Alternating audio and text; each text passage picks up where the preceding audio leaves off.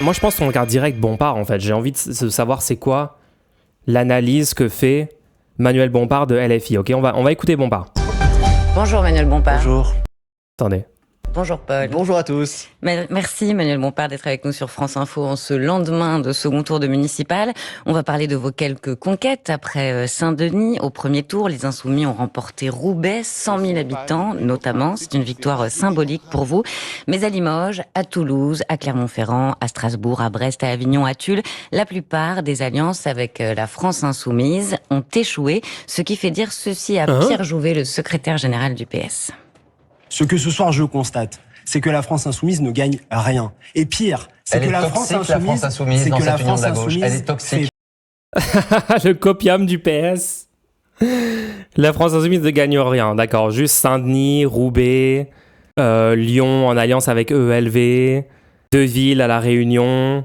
Il y a Ali Diouara qui est élu maire. Il y a je sais pas combien d'autres, genre ok. Perdre.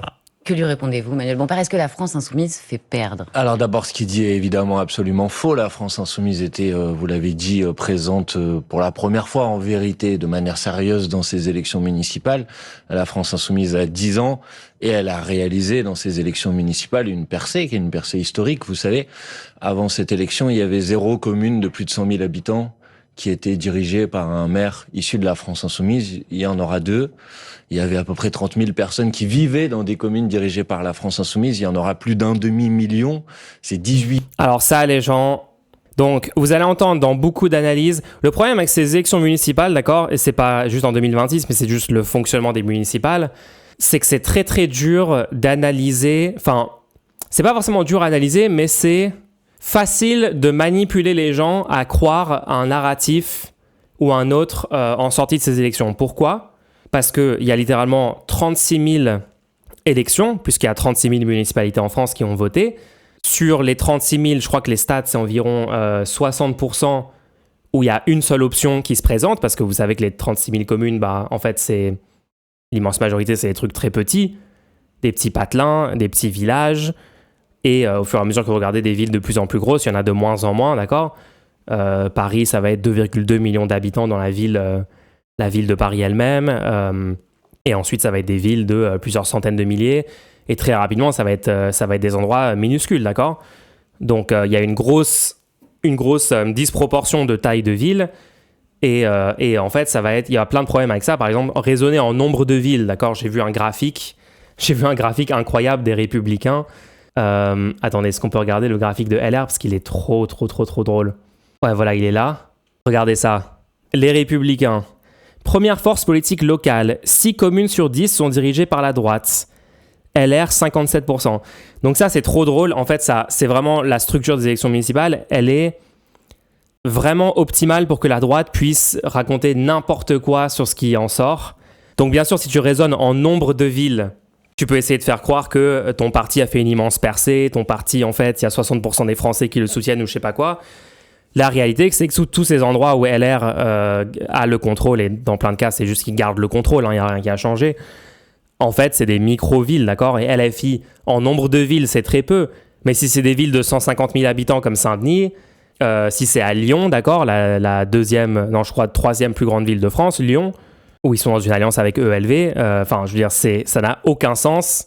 Ou même là, du coup, LR essaye de se mettre en avant par rapport à la soi-disant gauche hors LFI, ce qu'ils ont mis là. Mais à Paris, il y a 2,2 millions de personnes. Donc quand ils perdent là, et quand ils ont une micro-minorité au conseil municipal, en termes de poids politique, en fait, le seul raisonnement logique à faire sur les municipales, si vous voulez essayer de déterminer quelle force politique progresse, quelle force régresse, est-ce que les électeurs sont plus convaincus qu'avant par la gauche de rupture? Est-ce qu'ils sont plus convaincus par l'extrême droite et tout? Le vrai chiffre à regarder, c'est le nombre d'habitants, le nombre de votants, d'accord? Vous voulez essayer de voir est-ce que la gauche a progressé? Il faut regarder est-ce qu'il y a plus de gens qu'avant qui ont voté pour la gauche de rupture? Est-ce que en fait les Français ont changé d'avis? Est-ce qu'ils ont shifté vers la droite? Est-ce qu'ils ont shifté vers la gauche? Comment ils se sont décalés politiquement? D'accord, donc en fait, ça dépend de la taille des villes. Si vous ne prenez pas en compte la taille des villes, si vous prenez en compte le nombre de villes, votre analyse n'a aucun sens. Votre analyse de ce scrutin n'a aucun sens. Ce graphique a un intérêt, il montre le résultat des futures sénatoriales. Ouais, je suis d'accord. Je suis d'accord que le chiffre en nombre de villes a aussi un impact puisque les conseillers municipaux votent au sénatorial et on va parler de cet aspect-là. Mais si vous voulez essayer de déterminer, genre, est-ce que les Français votent plus à droite, plus à gauche qu'avant et tout, ça n'a aucun sens de regarder juste le nombre de villes. Et par exemple là, Bompard donne une stat ultra parlante et importante. Qui vivaient dans des communes dirigées par la France Insoumise, il y en aura 2. Il y avait à peu près 30 000 personnes qui vivaient dans des communes dirigées par la France Insoumise, il y en aura plus d'1 demi-million. Il y avait 30 000 personnes qui vivaient dans des communes dirigées par la France Insoumise. Il y en aura plus d'1 demi-million, donc 500 000, au sorti de ces élections. Donc ça fait littéralement un x15 en nombre de personnes qui vont être impactées par la politique menée par la France Insoumise à l'échelle locale. Les gens, je ne sais pas ce qu'il vous faut de plus pour dire que c'est une percée énorme de la gauche de rupture française. La France Insoumise explose dans le pays, dans ses municipales. Je ne sais pas comment le formuler autrement, mais c'est immense. Il y a des gens qui vont dire « Ah ouais, mais 500 000 personnes, en fait, finalement, oui, ok, il y a 500 000 habitants qui vont être dans des endroits gouvernés par la France Insoumise, d'accord. Il y a 67 millions de personnes en France, il y a 45 millions d'électeurs Enfin, non, le nombre de personnes dans les communes, je crois que ça prend pas en compte seulement les électeurs, donc il y a 67 millions. Ouais, est-ce que c'est pas peu finalement ? Bah oui, mais souvenez-vous que l'immense majorité des maires et des municipalités en France, c'est des gens sans étiquette qui sont au pouvoir. Donc il y a plein d'endroits, par exemple, j'ai un bon exemple de ville, c'est à Abbeville par exemple. Juste pour prendre un exemple, d'accord ? À Abbeville, dans la Somme, c'est une liste d'hiver gauche qui a gagné. Alors, je pense que Angelo Tonoli, ce candidat, avait dit nous, on n'est pas la France insoumise, on n'est pas des extrémistes comme eux et tout. Donc, bon, je ne sais pas trop à quel point c'est réellement de gauche, mais on va dire ces gens-là. Avant, je crois que c'était... Attends, à Abbeville, est-ce qu'on a quel candidat était sortant ? Je ne sais pas, mais en tout cas, j'ai cru comprendre que c'était la droite encore plus à droite. C'était vraiment une droite dure qui contrôlait la ville et... ça a été pris par quelqu'un de divers gauche. Donc du coup, sauf que cette personne divers gauche n'a pas d'étiquette partisane, vous voyez. Enfin bref, tout ça pour dire que vous dites « Ah ouais, 500 000 villes, c'est pas beaucoup. » Enfin, pardon, pas 500 000 villes. 500 000 habitants dans des villes dorénavant contrôlées par LFI, c'est pas beaucoup. Bah en fait, si, c'est beaucoup parce que la majorité des endroits en France sont des gens sans étiquette et donc en fait le vrai chiffre ce serait de comparer avec les autres villes. D'ailleurs, si vous avez vu circuler des chiffres de comparaison en termes de nombre d'habitants, vous voyez ce que je veux dire, prendre en compte les listes où c'est en effet affilié à des partis ou à des bords politiques clairs et tout, et regarder en nombre d'habitants, comparer extrême droite, fausse gauche et vraie gauche. Comment tu justifies le beaucoup qui est ta base de comparaison ? Bah, tout ce que je dis, c'est qu'LFI fait une énorme percée et il passe de 30 000 personnes, si vous faites la somme des habitants des communes dirigées par LFI, à 500 000 personnes. Donc, c'est impossible de nier qu'il y a une énorme percée d'LFI. Concrètement, ça veut dire en plus, c'est dans des grandes villes, il y a 150 000 qui sont de Saint-Denis et tous les autres endroits qu'on a listés. Avant, c'était pas le cas, d'accord ? Avant, LFI avait, je pense, si je me souviens bien, 2 maires dans tout le pays sur 36 000. Et c'était dans des petites villes. Mouais, comment ça, mouais ? Genre, comment tu peux nier ? C'est juste des stats, comment tu peux nier des chiffres ? Je comprends pas ce que vous dites. Personnes qui vivaient dans des communes dirigées. Ouais, mais quand tu pars d'un chiffre faible, c'est explosif comme dans tout, oui, mais quand tu dézoomes, bon. Les gens, je sais pas... Dis-moi ce que toi tu penses, c'est municipal. Tu penses que c'est une défaite pour la gauche de rupture ? Tu penses que c'est une avancée ? Je comprends pas. Les gens qui sont pas d'accord avec moi, je vous comprends pas. Hein. Par la France Insoumise, il y en aura plus d'1 demi-million. C'est 18 fois plus d'habitantes et d'habitants qui vivront demain dans une commune dirigée par la France Insoumise. Ça, c'est pour répondre d'abord à Pierre Jouvet quand il dit la France Insoumise ne gagne rien. C'est absolument faux. Elle a gagné Saint-Denis au premier tour. Elle a gagné Roubaix, 100 000 habitants quasiment au second tour. Elle a gagné au Tampon à La Réunion, qui est une ville de plus de 80 000 habitants.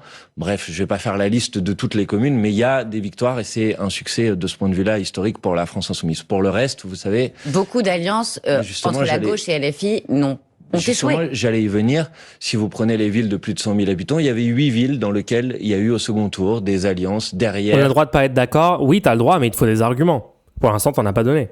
Un maire ou une tête de liste issue du Parti Socialiste ou des écologistes. Dans la moitié d'entre elles, ces listes l'ont emporté. Dans quelle ville ? À Lyon. C'est grâce à l'alliance. C'était une fusion technique. Ah ben voilà, donc c'est quand même une défaite pour LFI au final. Ils perdent 2 mairies qu'ils avaient déjà. Ouais, mais c'était des trucs minuscules, on s'en fout complètement. et ils gagnent moins de villes que prévu avant l'élection. Mais les gens, c'est pas du tout comme ça que ça marche. Comment ça ? Alors c'est marrant ce truc de... Donc maintenant, vous allez essayer de nous faire croire qu'en fait, avant l'élection, tout le monde pensait qu'LFI allait gagner à Paris, à Marseille, à Lyon, et qu'ils allaient littéralement faire une razzia sur 100% des villes françaises. C'est une blague. C'est une immense blague ce que vous dites là. Le narratif principal dans les médias mainstream avant ces municipales, c'était la France insoumise et finito. C'est un parti en voie de disparition. Ils se sont mis à l'écart du champ républicain parce que, soi-disant, ils étaient OK avec la violence des personnes qui ont tabassé Quentin Desrangs, qu'ils ont tué Quentin Desrangs, soi-disant. En fait, Mélenchon, il a prononcé Epstein, donc en fait, c'est antisémite. Et de dire que la France insoumise est terminée après ça. D'ailleurs, Raphaël Glucksmann avait dit « Il n'y aura aucun maire insoumis en sortie de ces municipales ». C'est littéralement une citation de Glucksmann. Et maintenant que la France insoumise gagne dans un tas de villes, littéralement certaines, dès le premier tour, où ils virent le PS, comme à Saint-Denis, et d'autres en sortie de ce second tour, Roubaix, etc., plein de villes majeures en France contrôlées par LFI. Maintenant, c'était « Oh non, mais tout le monde disait que la France insoumise... » Ils allaient littéralement contrôler 100% de ce pays. Donc en fait, c'est une immense défaite. Enfin, vraiment, c'est le copium de la droite, le copium des gens qui veulent pas admettre qu'il y a une énorme percée de la France insoumise. Je trouve ça incroyable. Hein. Vous devez complètement torturer les chiffres, tourner les trucs d'une façon complètement ridicule pour essayer de faire croire que c'est pas une avancée. En plus, il faut rappeler qu'ils appelaient un front républicain contre LFI, c'était fou. Mais oui, mais vous vous rendez pas compte le niveau de propagande qu'il y avait pour essayer de faire en sorte que les Français ne votent pas pour la France insoumise. Et la réalité, c'est qu'ils ont fait une énorme percée. Ils ont fait littéralement le contraire. C'était bien un rassemblement au second tour avec la France insoumise. C'est vrai, mais les insoumis ne sont pas censés être dans l'exécutif lyonnais. Mais c'était une fusion technique, c'est-à-dire pas de changement de programme et pas une vraie alliance politique. Oui, mais ça ne change rien, puisque l'argument qu'utilise Pierre Jouët, c'est un argument qui consiste à dire s'il y avait la France insoumise sur une liste de rassemblement au second tour, ça a conduit à la défaite. C'est mathématiquement absolument faux. Il y a 8 communes de plus de 100 000 habitants dans lesquelles il y avait ces fusions. La moitié d'entre elles l'ont emporté. C'est le cas à Lyon, c'est le cas à Grenoble, c'est le cas à Tours. Pour prendre ces exemples, c'est le cas à Nantes. Avant de plonger dans... Alors, Pierre Jouët, la moindre des choses, ce serait de pas être ingrat et de commencer par remercier les électrices et les électeurs de la France insoumise. C'est la première chose. Et deuxièmement, et pardon, après je vous laisse poser votre question, la vérité c'est que dans les villes où cette alliance n'a pas réussi à gagner au second tour, mais la ville a été perdue par le score historiquement bas des maires issus du Parti socialiste. Donc c'est la faute du PS. Au premier tour. Bah écoutez, quand c'est pas Brest, vous qui avez été à repoussoir dans certaines villes. Brest tout à l'heure. Quand à Brest, le maire socialiste perd 7 points par rapport à l'élection précédente. Quand à Clermont-Ferrand, il perd 8 points au premier tour par rapport à l'élection précédente. Quand la maire écologiste à Besançon perd 19 points par rapport à l'élection Mais c'est pas vous qui servez de repoussoir. En fait, la vérité, qu'est-ce qui s'est passé dans ces villes ? C'est que les maires sortants ont subi un désaveu populaire d'une telle ampleur et d'une telle importance que les insoumis au second tour, malgré leur mobilisation, n'ont pas réussi à compenser. Donc c'est la faute du PS. Attends, pardon, c'est dans quelle ville dont il parle ? C'est pas vous qui avez été à repoussoir dans certaines villes. Par le score historiquement bas des maires issus du Parti socialiste. Donc c'est la faute du PS. Au premier tour. Bah écoutez, quand c'est pas vous qui avez été à repoussoir dans certaines villes. Brest tout à l'heure. Quand à Brest, le maire socialiste perd 7 points par rapport à l'élection précédente. Quand à Clermont-Ferrand, il perd 8 points au premier tour par rapport à l'élection précédente. Quand la maire écologiste à Besançon perd 19 points par rapport à l'élection Mais c'est pas vous qui servez de repoussoir. En fait, la vérité, qu'est-ce qui s'est passé ? Ouf, attends, l'argument de Bompard, il est bon, non ? Bompard est en train de dire « Ah bon, c'est nous qui servons de repoussoir », mais dans plein de villes où il y a eu des alliances avec LFI qui ont été des défaites, en fait, si tu regardes les scores du premier tour, dès le premier tour, il y avait une énorme baisse des autres partis. Donc comment tu peux mettre ça sur le dos de la France insoumise ? Attends, on va aller vérifier. Hein. Analyse... Alors attendez, à Brest. Brest, résultat. À Brest, le PS cède le pouvoir à la droite après 37 ans de règne. En dépit d'une alliance avec LFI pour le second tour, le maire socialiste sortant a subi une défaite historique face au candidat d'hiver droit Stéphane Roudot. En fait, c'est ça le truc aussi, c'est que c'est ça qui fait qu'aussi plein de narratifs peuvent être faits, plein de narratifs malhonnêtes peuvent être construits autour de ces municipales. C'est-à-dire que c'est très dur à trouver les chiffres du premier tour d'avant, le second tour d'après. Enfin, c'est un peu difficile à analyser. Si vous n'avez pas vraiment des médias de qualité qui font l'analyse de ça, c'est un peu compliqué. Par exemple, là, vous avez un média, il vous donne juste les résultats du second tour, mais j'aimerais bien avoir le résultat du premier tour et aussi de la précédente élection de 2020 pour pouvoir réellement regarder sur le temps long la dynamique dont on parle. Mais souvent, c'est pas facile à trouver. Résultat municipal 2026 à Brest. Voilà, ce premier tour. Donc, François Cuyandre. Cuyandre. Union de la gauche, gauche unie pour Brest. Détail de la liste. Ok, on sait pas trop. Gauche unie pour Brest, on sait pas trop. Tu vois, là, ils mettent pas les partis, on comprend pas. Et après, il y a Cécile Baudouin pour LFI. Donc, Union de la gauche, soi-disant, ça fait 24 environ. Et Cécile Baudouin, 15. J'avoue que du coup, attendez, l'Union, là, spécifiquement à Brest. Ah, il y a un truc comparé à 2020, ça c'est bien. Voilà, là, ils ont un peu fait le taf quand même, BFM. Maire sortant, François Cuyandre. Donc, le maire sortant, en gros, a perdu.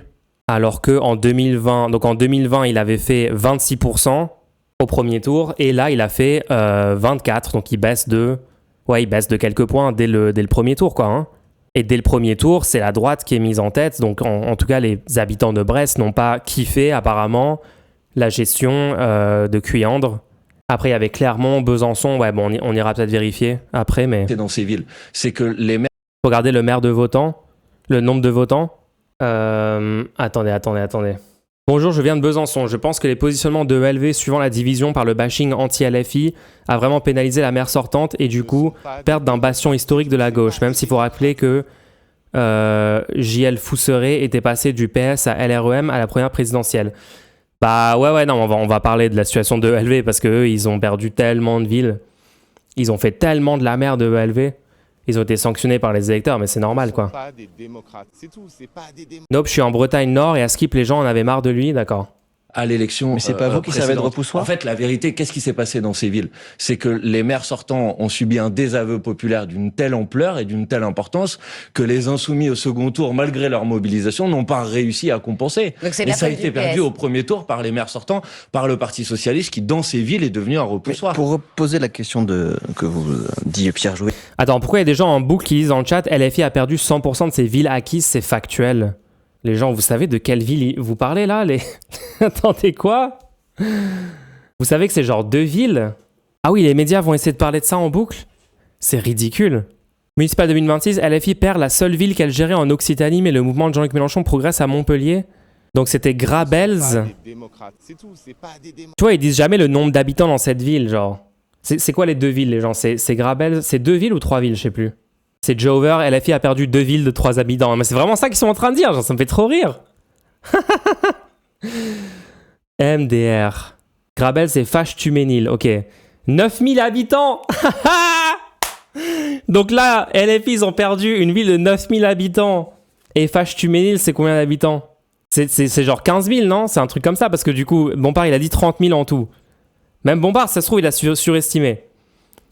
Donc c'est en gros 18 000, ok, donc c'est une ville de 9 000 habitants, une ville de 18 000 habitants perdue par LFI. Par contre, ils ont gagné une ville de 150 000 habitants, Saint-Denis, et en plus dans le 93, ils ont gagné plein d'autres villes et donc ils vont avoir le contrôle de 450 000 habitants parce que c'est la structure, comment elle s'appelle déjà, comment s'appelle l'institution qui gère je crois que c'est l'intercommunalité, ça s'appelle ? À Saint-Denis, en Seine-Saint-Denis, pardon. C'est pleine commune, voilà, pleine commune. Ils ont pris Roubaix, qui est 100 000 habitants. Donc là, vous faites le total. Ça commence à faire quand même peut-être un peu plus que les 2 villes de 10 000 habitants qu'ils ont perdues. Et là, les droitards, leur copium, ça va être... Non, mais regardez, LFI, en fait, ils ont complètement régressé parce qu'ils ont perdu les 2 seules villes qui contrôlaient. C'est factuel. Franchement, continuez comme ça. Hein, continuez comme moi, je suis content. Si c'est ça votre meilleur argument, moi, je suis content. Hein. Ils ont littéralement fait x18 en nombre de citoyens dans le pays qui sont désormais dans une ville contrôlée par LFI. x18, mais d'accord, c'est une énorme défaite. Et d'une autre façon, est-ce que vous diriez, comme votre ancien ami Alexis Corbière, que les électeurs de gauche hier vous ont tous demandé, pour reprendre ton expression, moins de nion et plus d'union à gauche ? Écoutez, la France insoumise, entre les 2 tours de cette élection municipale, partout où il y avait un risque de droite et d'extrême droite, elle a organisé, proposé le rassemblement. Partout. Vous trouverez pas un endroit où la France insoumise ne l'a pas fait. Et je veux bien qu'on interroge désormais la responsabilité de la France insoumise dans les défaites du Parti socialiste. Mais ce qui serait intéressant de regarder aussi, c'est que les endroits où les maires ou les candidats issus des partis socialistes ou des écologistes ont refusé le rassemblement et la fusion, dans certains endroits, ils ont perdu. À Bordeaux, la perte de la ville écologiste, elle est due aussi au fait que le maire issu d'Europe Écologie Les Verts a refusé le rassemblement au second tour. Mais dans beaucoup d'endroits, ils ont gagné, Manuel Bompard. Paris-Marseille. À Paris, à Marseille, à Montpellier. À Marseille, vous êtes sympa de rappeler que si à Marseille, Benoît Payan a pu l'emporter face au Rassemblement National... Parce que Sébastien Delogu s'est retiré, mais pas à Paris. Pas à Paris. Mais à Paris, c'est parce que Madame Dati a pris une raclée, excusez-moi de vous le dire, qui est une raclée historique. Madame Dati, elle fait moins de voix que les candidats de droite à toutes les élections municipales précédentes. Donc en fait, je ne sais pas qu'est-ce que vous voulez démontrer. Moi, ce que je vous dis, c'est que la France Insoumise, elle fait une percée historique et que les endroits où les maires issus du Parti Socialiste ou des écologistes ont été battus, ils le doivent à leurs résultats calamiteux au premier tour. Et on va y revenir à ces résultats, mais prenons un exemple d'échec de cette union des gauches avec les Insoumis. C'est Toulouse. Attends, Roubaix, plaque tournante du Cana et de la Coco, une ville poubelle que l'État aurait bien voulu changer, on attendra encore. Ok, je rappelle juste que la France Insoumise veulent dépénaliser le cannabis. Du coup, techniquement, c'est eux qui voudraient lutter contre tous les problèmes sociaux et les impacts néfastes qui sont engendrés par le trafic illégal du cannabis. Genre, on est d'accord que si tu le légalises, comme c'est littéralement le cas en Allemagne, comme c'est le cas aux Pays-Bas, comme c'est le cas dans un tas d'États américains, bah en fait, ça devient un produit que tu peux acheter légalement. Donc, il n'y a plus du tout des réseaux criminels, des réseaux de gens qui doivent se combattre contre la police, contre les institutions, vendre au black, machin, etc. Une drogue qui est littéralement moins dangereuse que l'alcool. Ah ouais, ok, je vois sur quel genre de stream je suis ici. Les gens, désolé, essayez d'utiliser votre cerveau pendant 2 secondes. Pourquoi vous tolérez une société où l'alcool est vendu légalement et librement disponible à toute personne depuis 18 ans aux 4 coins du pays? Tu tournes n'importe quel coin de rue, t'as un supermarché qui te vend une canette de bière, du vin, etc.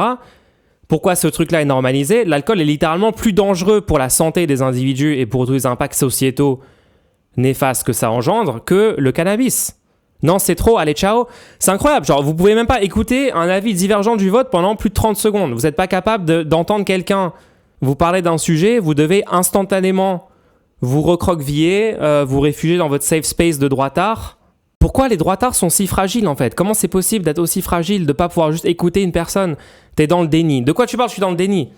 Tout ce que je dis est supporté par toutes les études qu'on a sur l'usage des drogues en France et dans le monde. Essayez 2 secondes de réfléchir vraiment au fond du sujet. Quels sont les arguments contre la dépénalisation du cannabis?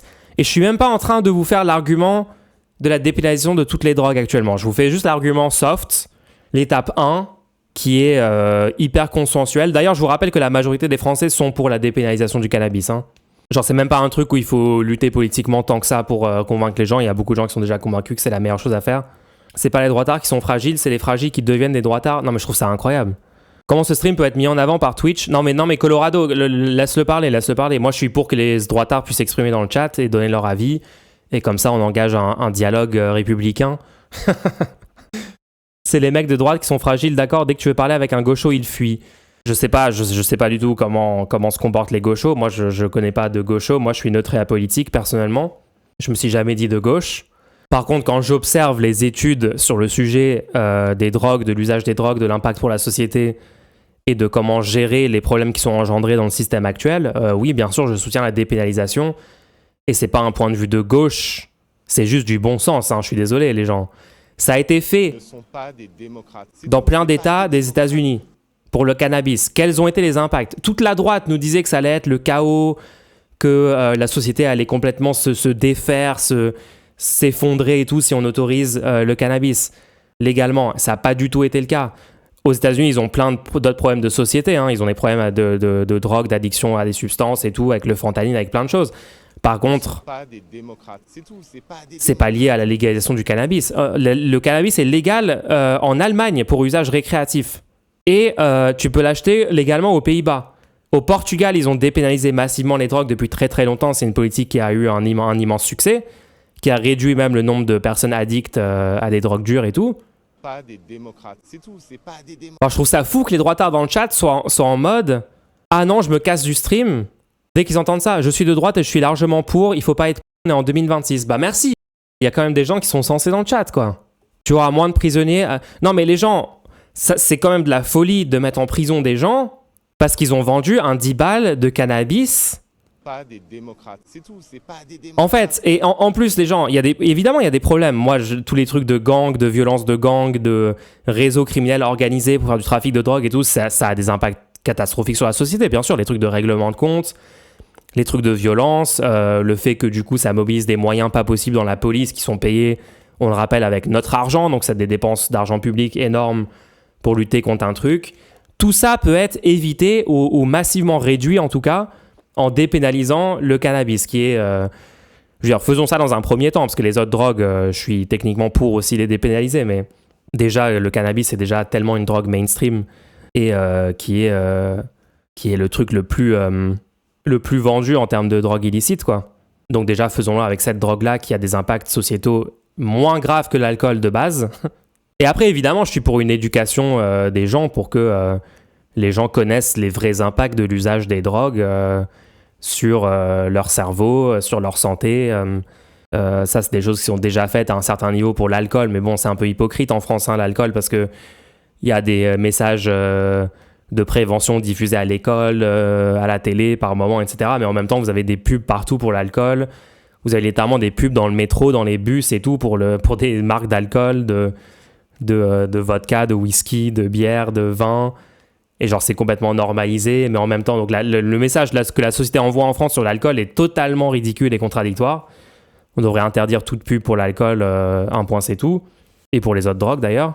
On s'est engouffré dans un tunnel. Ouais, pardon, je pars en tunnel. Pardon. 4e ville. La front page a ramené tous les gens qui mangent leur crotte de nez. Non, mais les gens, c'est l'effet front page. Je sais. Je pense que la vente de cannabis, c'est un problème comme la vente d'alcool et de cigarettes. Mais le vrai problème, c'est que c'est parfois puni plus fort que des viols ou autres. Et là, c'est pas logique. Non, mais de toute façon, bon, non, mais là, vous ouvrez trop de sujets, les gens. Faut qu'on parle des municipales. Mais, enfin, bon, la politique sur les drogues actuellement, elle est complètement ridicule. De France ou le insoumis, c'est Toulouse. Toulouse, 4e ville de France, où le sortant d'hiver... Tout ça pour dire que, en fait, la France insoumise et la gauche de rupture, c'est la force politique en France qui veut réellement réduire le niveau d'insécurité dans le pays, réduire tous les facteurs de délinquance, de criminalité, d'accord ? Parce que tout ça est...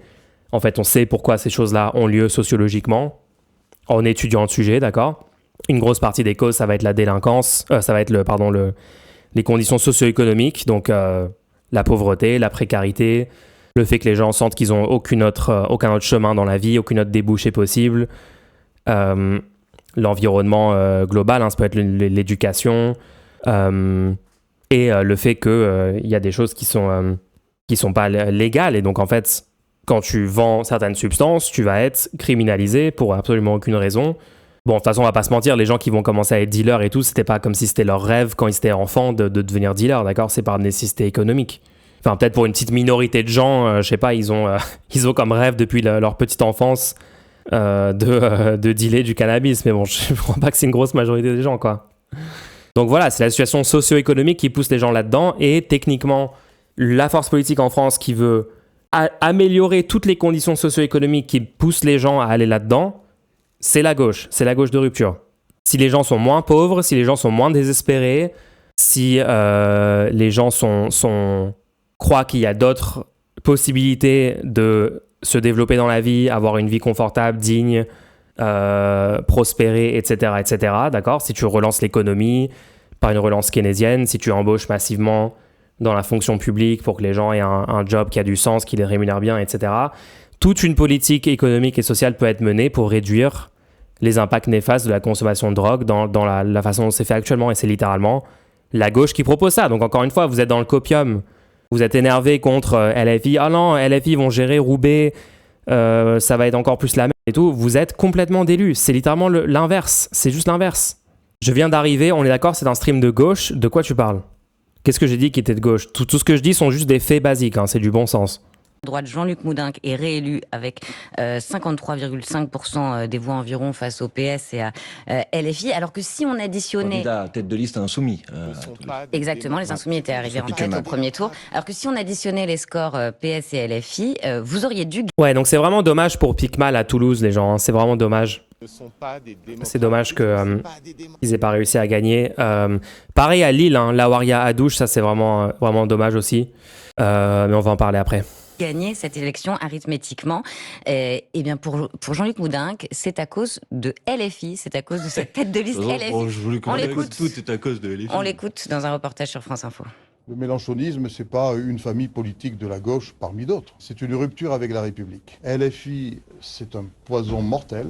Il y a, je pense, eu un réflexe de protection démocratique à l'égard de cette formation. LFI est un poison mortel.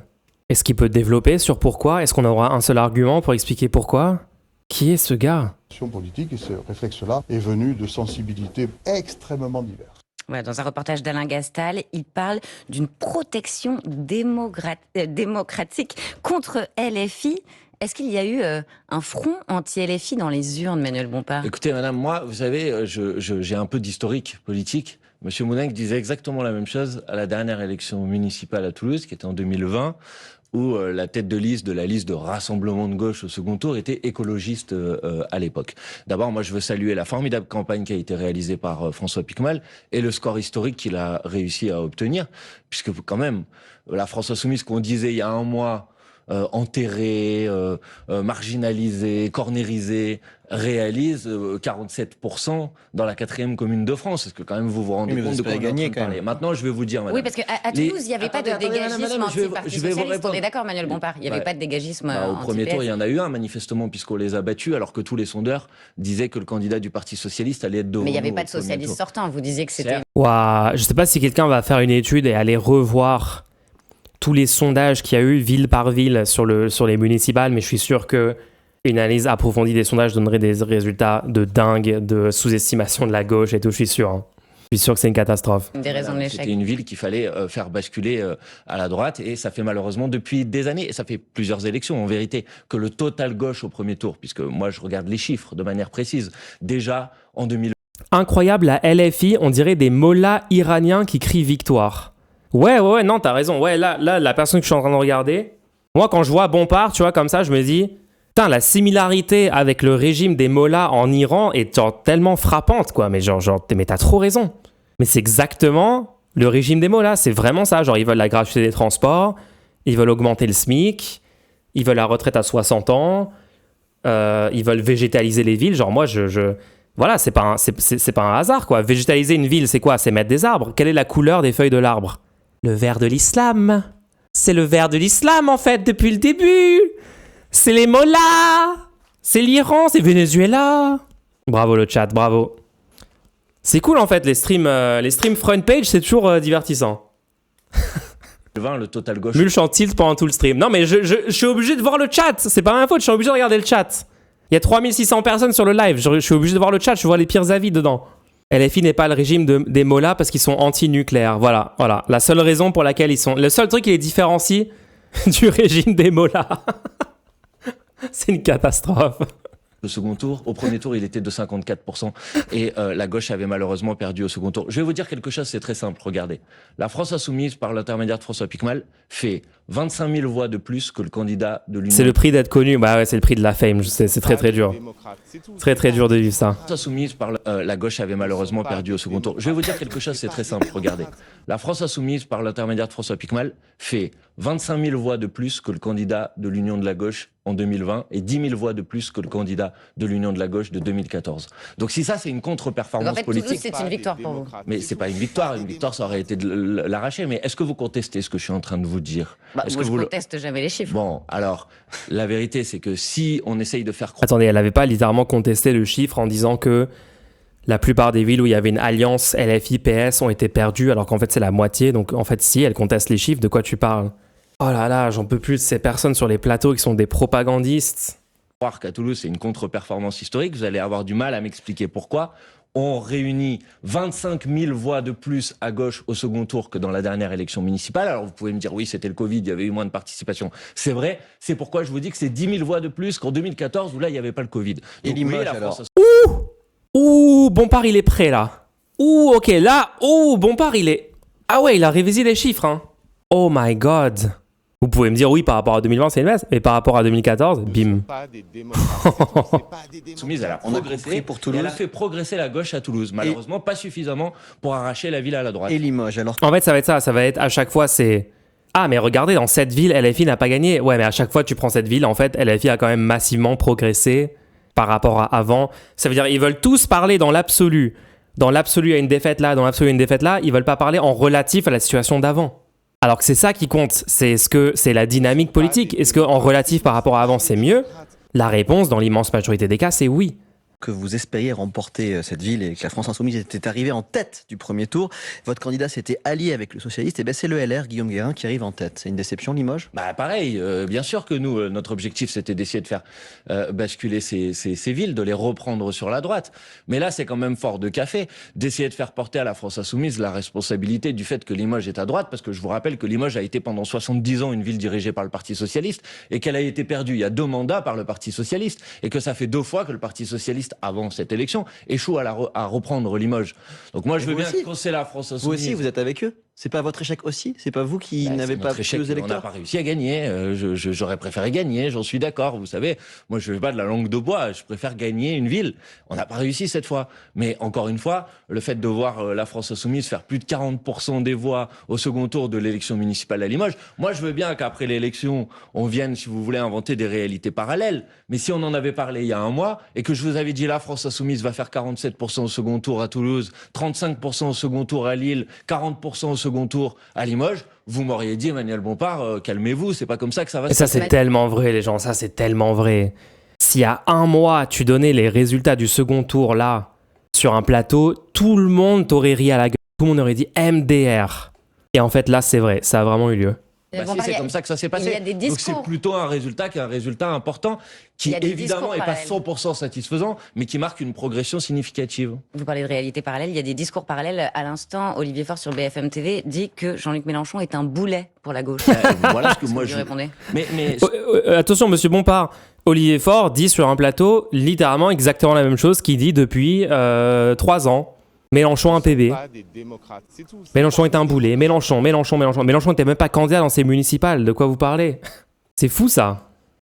Madame, c'est simple. Je crois que j'en ai déjà fait un petit peu la démonstration tout à l'heure.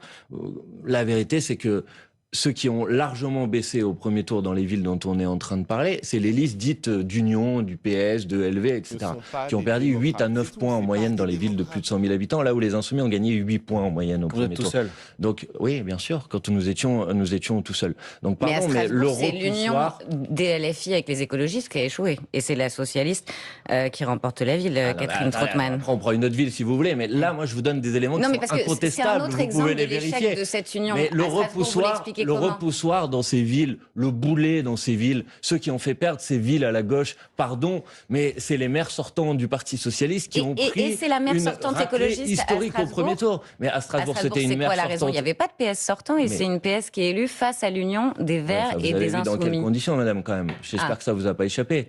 En s'alliant avec... Attends, c'est pas ceux qui sont alliés à LREM, ça ? Attends. Du Parti Socialiste qui ont pris et c'est la maire sortante écologiste historique au premier tour. Donc là, attends, c'est intéressant. On a France Info en mode propagande anti-gauche et tout. Alors là, j'ai l'impression qu'ils essaient de créer le narratif comme quoi, quand il y a des alliances, quand il y a des fusions de listes qui incluent LFI et le PS, en fait, ça fait perdre. Donc déjà, les stats montrent que c'est pas toujours le cas. Il y aurait eu 8 villes où ça a eu lieu et il y a 4 villes où en fait ça a été une victoire et 4 villes où c'est une défaite, mais dans les 4 villes où c'est une défaite, ça a l'air d'être plus la faute d'une baisse de popularité du PS, notamment. Et maintenant, elle essaie de sortir un exemple pour dire, regardez, en fait, là où ça a marché. Et en fait, c'est une ville où le PS est allié avec LREM. Donc, en fait, c'est pas une victoire de la gauche, c'est une victoire de la droite. Enfin, de toute façon, quand le PS gagne, c'est pas une victoire de la gauche. Mais c'est encore plus une victoire clairement de droite, puisque c'est littéralement en alliance avec LREM. Et il donne ça comme exemple à Bompard que, en fait, regardez, ça fait perdre la gauche, LFI. L'exemple, une liste de droite qui gagne. Ça a aucun sens. Ça a aucun sens. Strasbourg, c'était une c'est quoi la raison ? Il n'y avait pas de PS sortant et c'est une PS qui est élue face... À Strasbourg, c'est quoi la raison de la défaite de la gauche ? Non, de la victoire de la gauche, selon elle, c'est le PS. Donc en fait, LFI est en effet un boulet. Alors que c'est littéralement LREM. à l'union des Verts Vous et avez des vu dans quelles Insoumis. conditions, madame, quand même. J'espère que ça vous a pas échappé. En Son élection, elle est pas s'alliant légitime. avec Horizon, avec les macronistes. Et c'est quoi De c'est- telle sorte que... Ça méritait un front antifasciste, une alliance avec Horizon? Quoi? Mais LFI a fait une fusion avec EELV à Strasbourg pour faire en sorte qu'une liste de gauche gagne, en fait, et mène une politique de gauche dans la ville. C'est pas un front antifasciste. Enfin, d'une certaine façon, si, mais il y a des fois où le PS prend des positions alignées avec l'extrême droite, donc bon. Non, mais c'est incroyable. Alors attends, là, elle veut reprocher au fait que... veut reprocher à LFI qu'ils ont fait une alliance avec EELV, sachant que le PS, eux, ils ont fait une alliance avec LREM. C'est une dinguerie. Je comprends pas. Non, Non, je parce vous que dis vous dites dans que quelles si conditions vous voulez présenter Strasbourg comme une victoire... Ouais, genre Bompard a juste pas compris. Elle dit, attendez, là, c'est tellement idiot ce qu'elle a dit, je comprends juste pas la question. Avec les macronistes. Et c'est quoi De c'est- telle sorte que... Ça méritait un front antifasciste, une alliance avec Horizon? Je comprends pas. Non, Non, je parce vous que dis vous dites dans que, je quelles vous dis que conditions si vous voulez présenter Strasbourg comme une victoire du Parti Socialiste et que dorénavant vous prétendez que les victoires du Parti Socialiste sont les endroits où le Parti Socialiste s'allie avec Horizon d'Édouard Philippe, bah excusez-moi, mais on va pas tout à fait avoir la même conception de ce que c'est une ville dirigée par la gauche.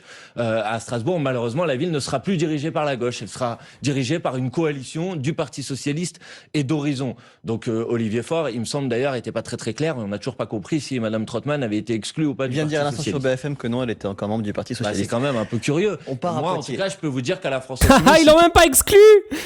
Ils ont même pas exclu la meuf PS qui a fait une alliance avec Horizon d'Édouard Philippe. Ah, c'est trop bizarre, c'est comme si le PS était un parti de droite, en fait.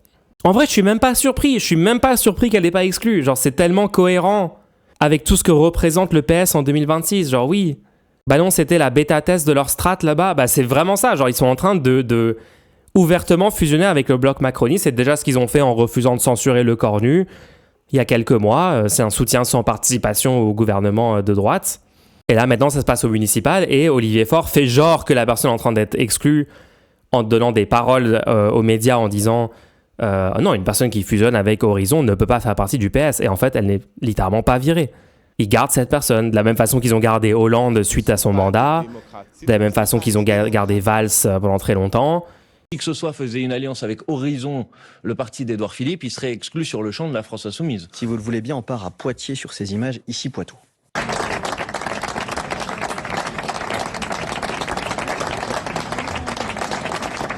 Eh ben c'est ça la politique. Voilà, les larmes de... Attends, quelqu'un dit « Ouah, tu fais pas mal de raccourcis aussi. Tu te rends pas vraiment compte comment beaucoup de gens profondément de gauche, beaucoup plus que Rose, ne votent pas LFI à cause de la présence du chef qui irrite tellement. » En fait, je suis désolé, mais si c'est ça votre raison, vous ne comprenez pas fondamentalement la politique. Quand vous vous déplacez pour aller voter dans une élection, vous n'êtes pas en train de voter pour une personne, pour une personnalité, pour la personne avec laquelle je préférais aller prendre une bière, comme ils essaient de vous faire croire à la télé. Vous votez pour un programme politique. D'accord ? Quand vous allez voter, moi quand je suis allé voter dans ces municipales, quand je vais voter dans les législatives, quand je vais voter dans les présidentielles, je me base sur les impacts sur la société dans laquelle je vis de mettre telle personne au pouvoir. Et non seulement les impacts promis dans le programme, dans les discours, etc., en prenant en compte aussi l'historique des choix que la personne a fait dans sa carrière, dans ses fonctions, si elle a été au pouvoir, etc., etc., et aussi en prenant en compte les autres options qui sont sur la table à ce moment-là.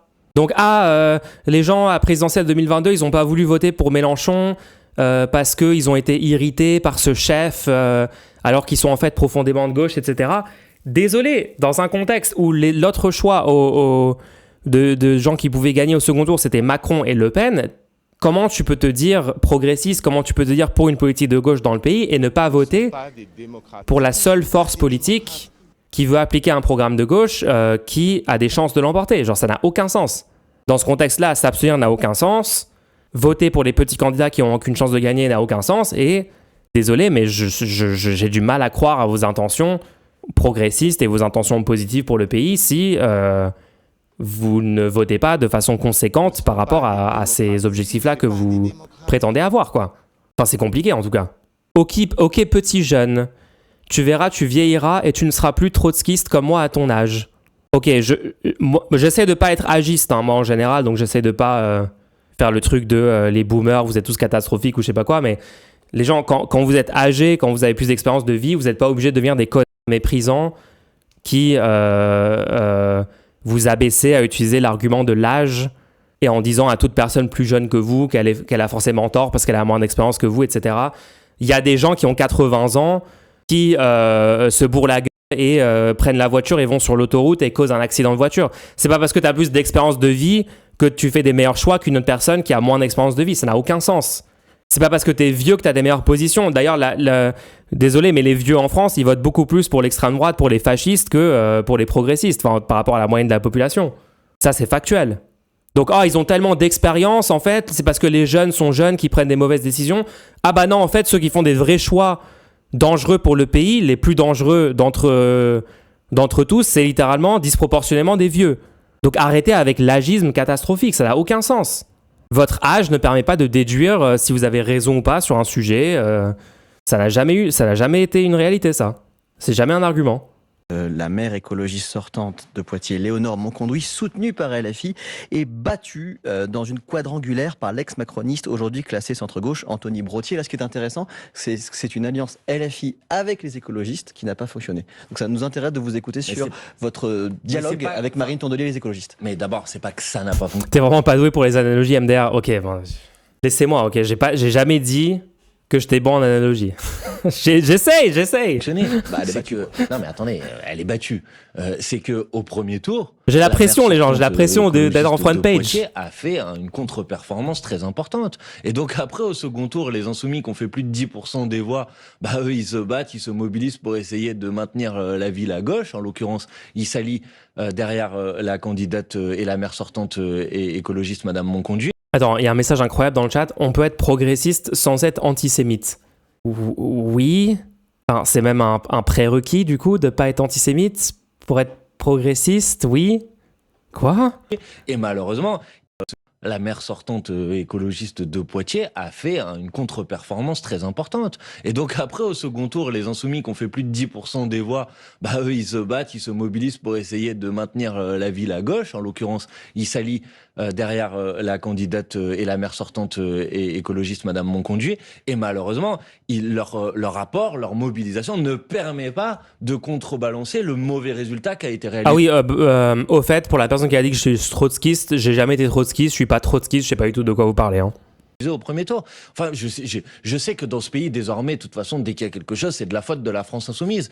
Mais pardon, je trouve qu'il y a une ingratitude dans les réactions du Parti socialiste qui sont absolues. Le Parti socialiste était en très grande difficulté. Vous dire merci aujourd'hui. Mais évidemment, enfin, excusez-moi, mais à Nantes, la candidate numéro 2 du Parti socialiste, Madame Johanna Rolland, et d'ailleurs, elle l'a dit elle-même, et je le reconnais, si elle a été réélue hier maire de Nantes, c'est grâce à l'apport et à la mobilisation des insoumis. À Lyon, le maire écologiste Grégory Doucet l'emporte, c'est grâce à la mobilisation des Insoumis au deuxième tour.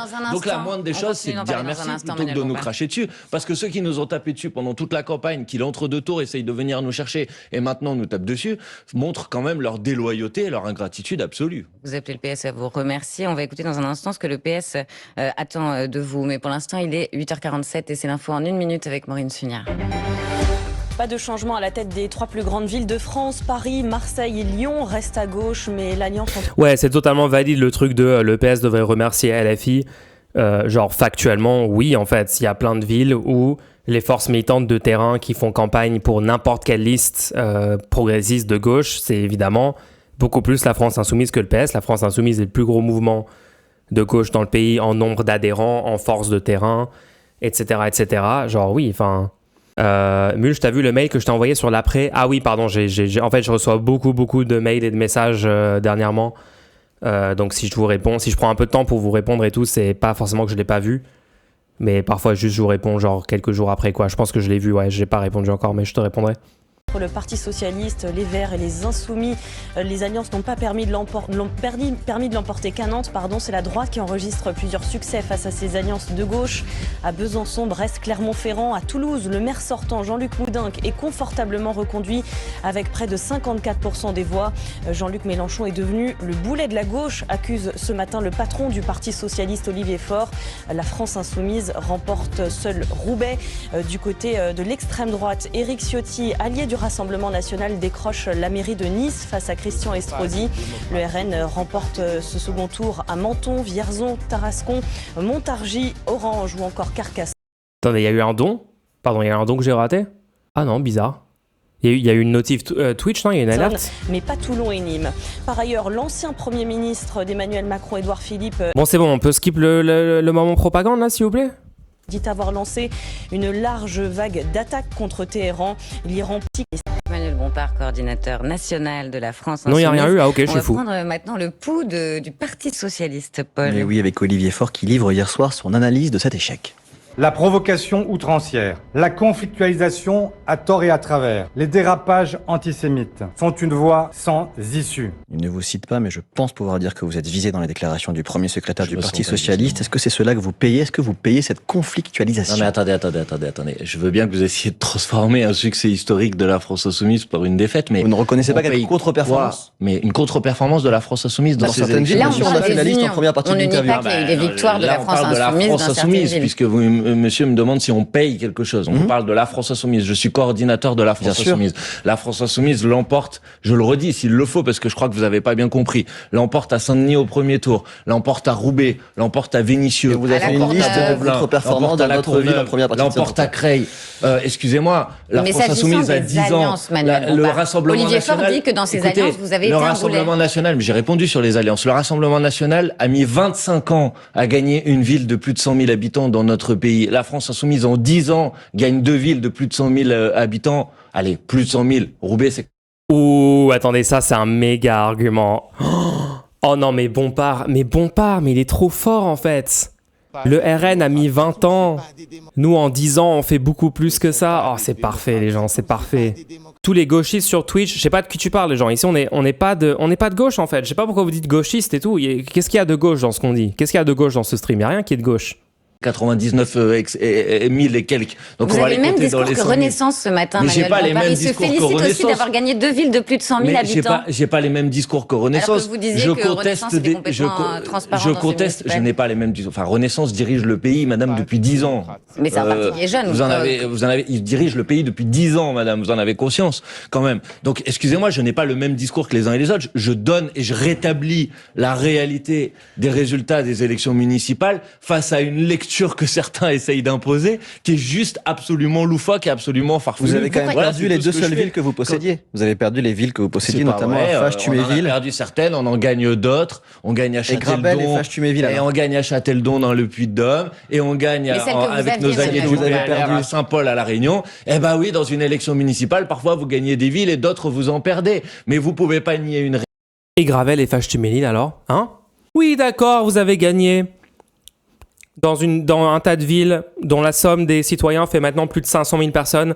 Mais c'est 2 villes de 10 000 habitants que vous y avez avant et que vous avez perdu. Attention, monsieur Bompard. Focalisons toute l'attention sur ces 2 minuscules villes qui sont pas représentatives du tout de l'issue de ces municipales pour essayer de faire croire que LFI n'a aucune dynamique. Ça me fait trop rire. Oh. Mais ça va être efficace pour qui, ça?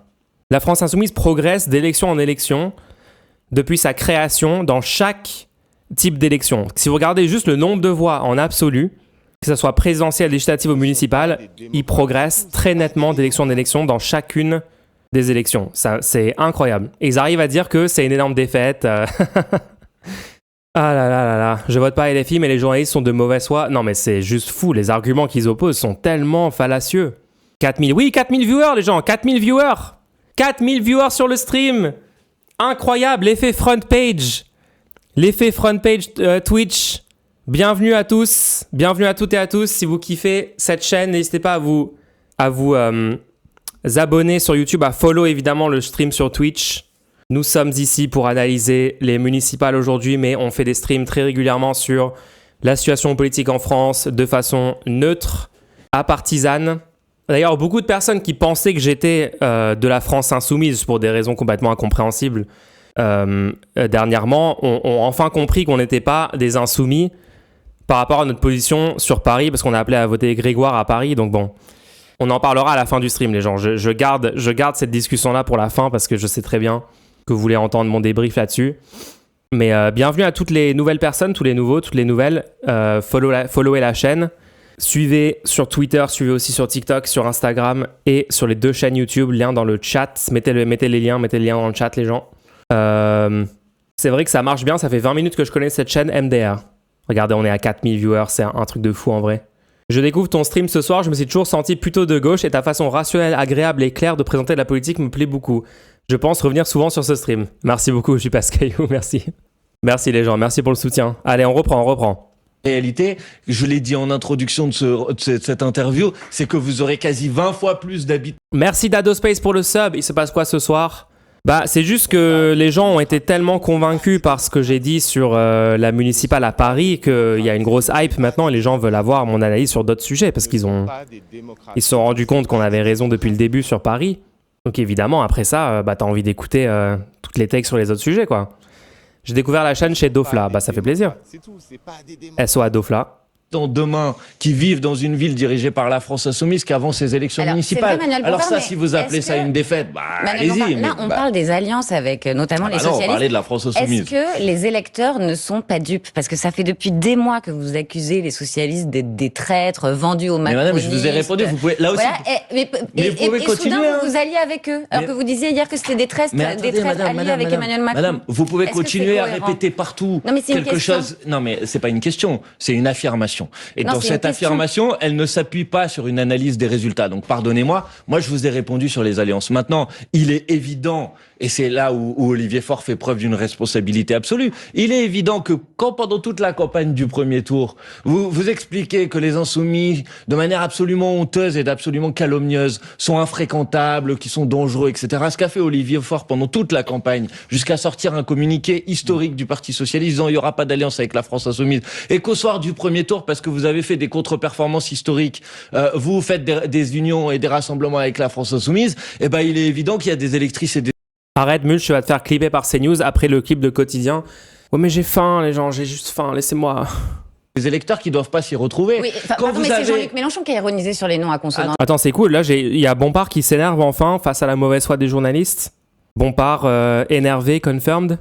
Disant il n'y aura pas d'alliance avec la France Insoumise, et qu'au soir du premier tour, parce que vous avez fait des contre-performances historiques, vous faites des unions et des rassemblements avec la France Insoumise, il est évident qu'il y a des électrices et des électeurs qui ne doivent pas s'y retrouver. Oui, c'est Jean-Luc Mélenchon qui a ironisé sur les noms à consonance juive. Attendez, madame, non, il n'a pas... C'est Mélenchon qui a ironisé sur les noms à consonance juive. Ouais, non, là, ils sont tellement fous de dire ça, c'est de la folie. Donc Mélenchon a fait une blague en mode... Ils veulent qu'on dise Jeffrey Epstein et pas Jeffrey Epstein. Parce que Epstein, ça fait plus russe. Blague qui, honnêtement, est un peu cringe, boomer, si vous voulez, genre complotiste sur « Ah, ils veulent qu'on pense que c'est la Russie et tout ». C'est vrai qu'il y a eu beaucoup de couverture médiatique sur les liens Epstein avec la Russie et pas tellement sur les liens entre Jeffrey Epstein et la France, Jeffrey Epstein et les US, évidemment, parce que c'est un Américain, Jeffrey Epstein et Israël, il avait des connexions avec le Mossad, Jeffrey Epstein et le Royaume-Uni, il avait des connexions avec la famille royale anglaise. Il avait des connexions avec l'oligarchie mondiale. De toute façon, la classe Epstein, la classe des gigamilliardaires mondiaux. Mais c'est vrai que les médias français ont peut-être exagéré et minimisé les liens avec la France, exagéré les liens avec la Russie. Ok, si vous voulez, il y a des bons arguments pour dire ça, mais bon, la blague de Mélenchon, ok, elle est un peu gênante, je sais pas quoi. De là à dire que c'est antisémite, c'est complètement délirant, d'accord ? Il a jamais parlé de la judéité de Jeffrey Epstein, ça n'a pas du tout été prononcé par Mélenchon. Il n'a pas dit juif, il n'a pas du tout parlé de ce sujet, il a juste dit Jeffrey Epstein, parce qu'ils veulent qu'on dise Epstein, parce qu'ils veulent qu'on pense que c'est russe, en mode complotiste, boomer, bizarre, ok ? Il n'y a aucun antisémitisme là-dedans, c'est complètement fou d'essayer de faire croire ça. Et là, vous entendez comment elle présente le truc, il a ironisé sur les noms des juifs. Il a jamais fait ça, c'est juste une réécriture complète de ce qui a eu lieu. C'est de la désinformation de masse à la télé. Alors cette fois-ci, il y a Bompard sur le plateau, donc il va te débunker, mais en règle générale, ils se permettent de juste mentir aux gens comme ça, ouvertement, pour faire croire que LFI sont des antisémites, alors qu'il n'y a aucune preuve qu'ils sont antisémites. Avec la France Insoumise, il est évident qu'il y a des électrices et des électeurs qui ne doivent pas s'y retrouver. Oui, c'est Jean-Luc Mélenchon qui a ironisé sur les noms à consonance juive. Attendez, madame, non, il n'a pas ironisé sur les noms à consonance juive. Et il faudrait bien que sur France Info, maintenant, vous arrêtiez en permanence de répéter des bêtises sur la France Insoumise. Ce serait bien, une bonne fois pour toutes, que vous arrêtiez de répéter des bêtises et les calomnies contre la France Insoumise. Il a reconnu qu'il avait écorché un nom, madame, pas qu'il avait ironisé sur des noms. Donc, s'il vous plaît, ce serait bien, une bonne fois pour toutes, que vous arrêtiez de répéter des mensonges. Attendez, mais en plus, le truc où Mélenchon a reconnu, il n'a pas reconnu, juste il s'est excusé, c'était le meeting d'après. où il a dit Glucksmann et d'autres noms, il a écorché d'autres noms. Donc c'est même pas le sujet de... Il s'est pas excusé pour la blague sur Epstein, il s'est pas excusé pour ça, si. Ou alors peut-être je me souviens mal de ce qui s'est passé, mais je crois pas, hein. En permanence parce que malheureusement je suis pas toujours là pour pouvoir vous corriger. Si c'est un mensonge de manière absolue ce que vous êtes en train de dire. Maintenant, non, mais moi je vous réponds sur le ton avec lequel vous me parlez. Donc moi je vous réponds calmement, mais je rétablis des faits. Donc depuis le début de cette interview, vous essayez de plaquer une réalité parallèle sur des chiffres. Voilà. Donc absolument les chiffres, c'est que la France Insoumise a réalisé une percée qui est une percée historique dans cette élection. Les chiffres, c'est que dans les alliances, puisque vous m'interrogez sur les alliances, la moitié d'entre elles ont été gagnées par les listes d'union et la moitié d'entre elles ont été perdues. Et que là où elles ont été perdues, c'est parce que le Parti socialiste et les écologistes ont réalisé des contre-performances tellement importantes au premier tour que les insoumis n'ont pas été suffisants. Pour le reste, moi j'interroge la responsabilité de toutes celles et ceux qui au Parti socialiste, dans l'entre-deux tours des municipales, ont préféré continuer à taper sur la France insoumise plutôt qu'à taper sur la droite et à l'extrême droite. Parce que oui, évidemment, à Toulouse, à Limoges, quand vous avez François Hollande, Jérôme Guedj et toute la terre qui dit entre les deux tours, moi si j'habitais à Toulouse, je voterais pas pour le candidat insoumis, il faut pas s'étonner qu'à la fin ça a des conséquences politiques. Écoutez, moi, entre les deux tours de l'élection municipale, j'ai concentré l'essentiel de mon énergie à mobiliser contre la droite et contre l'extrême droite. Voilà ce que j'ai fait, ce qu'ont fait tous les insoumis. C'est pas ce qu'ont fait les socialistes et ils portent aujourd'hui évidemment une responsabilité dans leur défaite. C'est leur défaite et c'est eux qui en sont responsables. Et Paris. Emmanuel Grégoire a fait un tour à vélo dans les rues parisiennes pour fêter sa victoire hier. Première interview à vélo. Il y en a énormément de priorités, mais en tout cas, la priorité, c'est de s'occuper de ceux qui ont besoin de nous. Est-ce que vous félicitez ce matin Emmanuel Grégoire d'avoir battu à plate couture Rachida Dati? D'abord, je me félicite de la défaite de la... Attends, la question de Zinzin. Est-ce que vous félicitez Emmanuel Grégoire d'avoir battu à plate couture... Ah non, pardon, non, la question est bonne, pardon. Non, pendant 2 secondes, je me suis confondu dans ma tête, j'ai cru qu'il avait dit battu Sofia Chikirou. Non, c'est une bonne question, pardon, je suis fatigué. Et après, t'entends les droitards expliquer que France TV, c'est des gauchias, si c'était le cas, on n'aurait pas ce traitement médiatique. Bah ouais, non, mais à chaque fois, c'est comme ça, hein, quand c'est LFI, les questions sont d'une mauvaise foi lunaire. Ce matin... La priorité, c'est de s'occuper de ceux qui ont besoin de nous. Est-ce que vous félicitez ce matin Emmanuel Grégoire d'avoir battu à plate couture Rachida Dati? D'abord, je me félicite de la défaite de la... Donc la réponse est oui, évidemment. C'est une très très bonne chose que Dati ait été battu très largement. La droite de Mme Dati, et évidemment, Emmanuel Grégoire a remporté l'élection municipale. Vous le félicitez ou pas? Moi, je le félicite de sa victoire, comme je félicite tous les élus, quelle que soit leur étiquette politique, même si des fois ça me fait pas plaisir, qui ont gagné les élections municipales. Pourtant, l'objectif de Sofia Chikirou, c'était qu'il n'y ait pas, qui a maintenu sa candidature, c'était qu'il n'y ait pas un socialiste maire de Paris. Ça continue. Quoi, ça continue? Je cite votre candidate. L'objectif de Sofia Chikirou, elle était candidate, son objectif c'était de gagner. Donc oui, c'était qu'il n'y ait pas de socialisme, mais qu'il n'y ait pas non plus Madame Dati qui soit maire de Paris. Mais elle s'est quand même maintenue, au risque d'affaiblir. Ouais, Bompard, sauf que du coup, le but de Chikirou, c'est de gagner à Paris. Chikirou a fait 8% au second tour.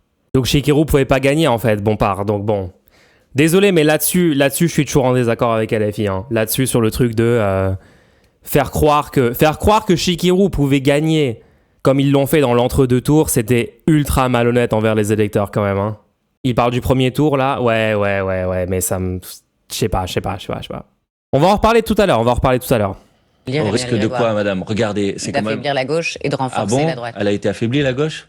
Au contraire, elle a été renforcée. Elle a gagné malgré le maintien de Sofia Chikirou. Mais c'est pas malgré le maintien. Au contraire, le maintien de Sofia Chikirou fait progresser le total gauche au second tour de l'élection municipale. Et là, je veux quand même souligner le caractère absolument incroyable des sondeurs qui, jusqu'au dernier jour de cette élection municipale à Paris, disaient qu'il y aurait 1 point d'écart, 2 points d'écart. J'aurais dit que c'était il y en a serré, eu ça 10. n'est pas. Alors évidemment, il y a des électrices et des électeurs qui parfois ont voté pour Sofia Chikirou au premier tour et voyant ces sondages et se disant malheureusement la ville va peut-être basculer à droite, ont pu parfois changer leur vote pour voter pour le candidat socialiste parce qu'ils voulaient absolument faire perdre la droite. Donc à un moment, ce serait bien aussi qu'on tire quelques conclusions de l'échec des sondeurs à nouveau dans cette élection municipale. Est-ce que vous pouvez nous expliquer brièvement, parce qu'il faut qu'on avance, ce que c'est que le concept de Nouvelle-France que vous avez développé dans cette campagne, que vous avez martelé, c'est quoi? Attends. C'est une dinguerie. Bon, c'est tout sur la campagne. En vrai, Bompard, il a fait un bon débrief. Il a fait un très bon débrief. Ok. Alors, les gens, est-ce qu'on se regarde... Moi, je dis on regarde ville par ville un petit peu. Je voulais faire un ville par ville, mais... Bompard, c'était intéressant aussi. Alors, est-ce qu'on peut regarder peut-être à Lille ce qui s'est passé ? Je suis déçu pour Lille quand même, je suis déçu.